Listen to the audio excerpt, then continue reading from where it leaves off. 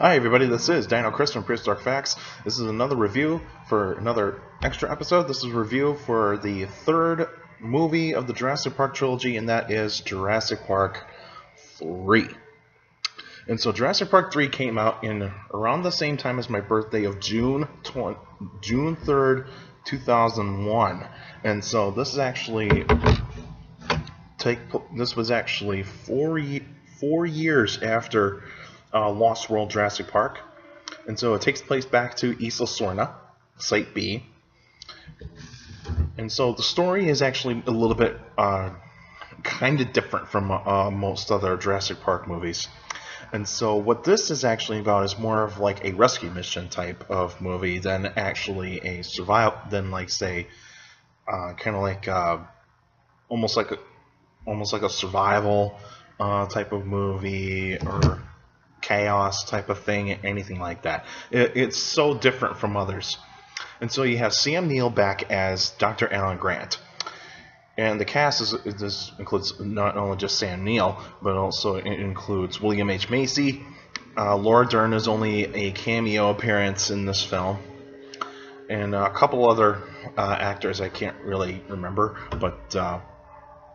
And so this movie is actually much shorter than other Jurassic Park movies. Most Jurassic Park movies are actually 2 hours long. This one's 30 minutes shorter. So this is actually an hour and a half long movie. And so this is actually kind of a little bit of a gripe about this film. But I'll get into the positives and negatives about the film later. And so Dr. Alan Grant is kind of a loved and hated paleontologist basically back on land. And so he is actually an accomplished paleontologist for where he works, but also he's a hated paleontologist in terms of that people only want to know more about Jurassic Park out of him. And so he is actually a raptor expert in this time around, and his partner Billy in this particular film, he is actually so Billy is actually the assistant to Dr. Alan Grant. And so pretty much he actually is kind of like your young guy who is trying to learn under the more accomplished paleontologist. But the beginning of the film, you would actually see Dr. Alan Grant and Ellie Sattler are not together. They are actually friends instead of actually like a loving relationship. It's actually more like they're just friends, colleagues, and they never got married. And so, but Ellie Sattler is married and has 2 kids, whereas Dr. Alan Grant is pretty much just single, just a single guy. And so anyway, fast forward to Billy and Dr. Grant, and when they meet William H. Macy's character, Paul Kirby, he actually greets them, and then they meet with Paul Kirby's wife, Amanda Kirby, and you actually want to actually go out to Isla Sorna for their wedding anniversary. But pretty much what this actually is going to go into later on is actually more of a rescue mission than a typical adventure. And so the Kirbys actually hire a team of possibly these rogues, what you would call, to actually help them find their son, Erik Kirby, who ultimately gets lost in Isla Sorna. It's because one of Amanda Kirby's friends actually took Erik Kirby over to parasailing, and then all of a sudden there was a big accident, and then that's pretty much the first scene in the movie. And so ultimately they chart a plane over, but really the warning signs is that Isla Sorna is a restricted airspace, so no public airfare goes through there, and so they ultimately go in with disobeying orders from the air control thing, but they go in, and so they land, and Dr. Grant saying, "No, this is a horrible idea. You do not want to be on the ground in this situation." And so And then you get to see the first glimpses of the Spinosaurus. Now, the Spinosaurus is the main antagonist in this movie. It's the main antagonistic dinosaur. And so you actually have the Spinosaurus as this bigger than T-Rex type of theropod dinosaur actually roaming around the Isla Sorna. And and then the plane crashes. The Spinosaurus attacks them, chases them around, and then Dr. Grant ultimately finds out what is really going on. And so the Kirbys ultimately explain is that they're really here to actually rescue their son, and they couldn't actually rescue their son because the U.S. Embassy couldn't help them, and also the Costa Rica government wouldn't help them either. And so that actually kind of gives the opportunity for the Kirbys to fully come clean. And then pretty much throughout the movie, it's a little bit more about survival in the end, and so that they have to get to the coast in order to actually survive. And so they run through a gauntlet of a bunch of dinosaurs, and you get some dinosaurs that actually get some of their first appearances, like the Ankylosaurus. Ankylosaurus makes an appearance in the film. The Brachiosaurus is a little bit different compared to like the Isla Nublar Brachiosaurus. Spinosaurus, of course, and then you get different kinds of velociraptors. Now, these are velociraptors that act more like birds. And instead of an alpha male, they have an alpha female in the pack instead of a large male, or instead of a male being the alpha. And also, the velociraptors are different color. The velociraptors are actually look a little bit more like the actual velociraptors. The skull is actually very similar. And you see pteranodons. Now, these pteranodons are actually a tad bit different from the Lost World version at the very end of Lost World. So these are more red and black colored pteranodons. And Steven Spielberg does not direct this film. He actually gives the directing duties to Joe Johnston, who actually directed Captain America: The First Avenger. And so you actually have a different approach than what Spielberg actually does. And so I think, but mainly what this film really is more about is just pretty much more like rescue and survival at the same time. And so the positives in the movie is that the dinosaurs look really cool, and some really cool scenes in the movie. But the negative things, there's more negatives in this film than there are actually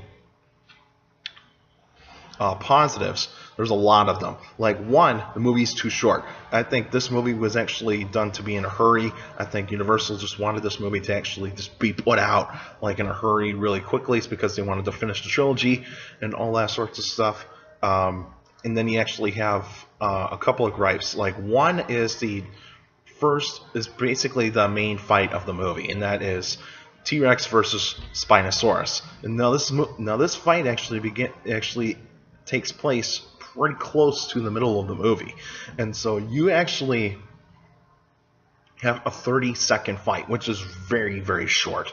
And a lot of fans did not like this because, well, first of all, Spinosaurus beat T-Rex. And I know there's a lot of Spinosaurus fans out there, and they think like, oh, Spinosaurus is the coolest dinosaur of all time because it beat T-Rex. But in actual life, T-Rex would have probably have beaten Spinosaurus in real life, and so that would actually be my take onto this. And I think T-Rex should have won the fight instead of Spinosaurus, and I think the fight should have actually took place closer to the end of the movie instead of actually in between the beginning and the middle. And so that actually is a little bit of a gripe on the movie, is that fight is too short. And also the special effects are kind of choppy. The special effects are a little bit choppy in ways, and also the acting is just not as great as compared to the first Jurassic Park film. And then the character build-up is actually not really that great. You don't get to know every single character very well. I mean, we all know Dr. Alan Grant and Ellie Sattler. And also another gripe about this film is that Dr. Grant and Ellie Sattler are not together. They're actually friends. And I think a lot of fans would have thought like they'd be married, they might have kids, and ultimately have a really great life together. And then Dr. Grant ultimately just gets stuck into this this pack of lies instead of an adventure. It's more of a rescue mission. And the kid in the movie that plays Erik Kirby doesn't really do a great job in terms of the acting. I think he was just kind of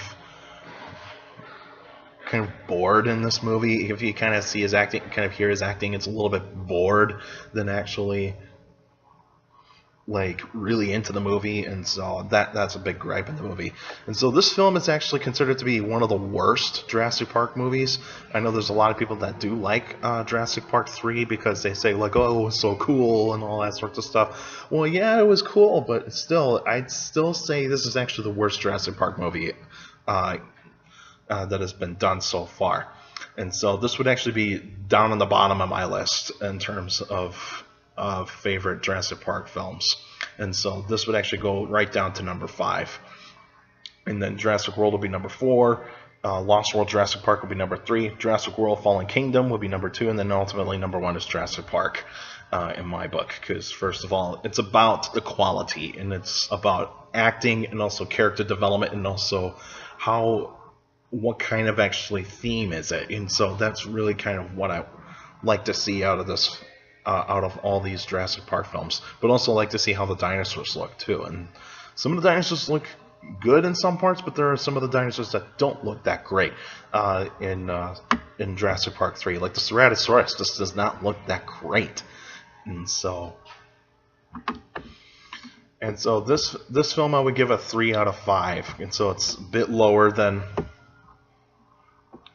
Lost World Jurassic Park, and so that would actually be my take on this movie, is that it's a 3 out of 5. It's a moderate film. It's not a great film. It's actually just a bit of a downturn for the Jurassic Park franchise. And so I'd say that this film is that. I mean, you can still watch this film. I mean, you can still see some great moments, but even though there's a lot of bad moments in this movie, and so I'd say that this film will take the cake as being a film that was rushed a little bit and also actually was not really well done. And I think this film should have been longer than what we should have expected.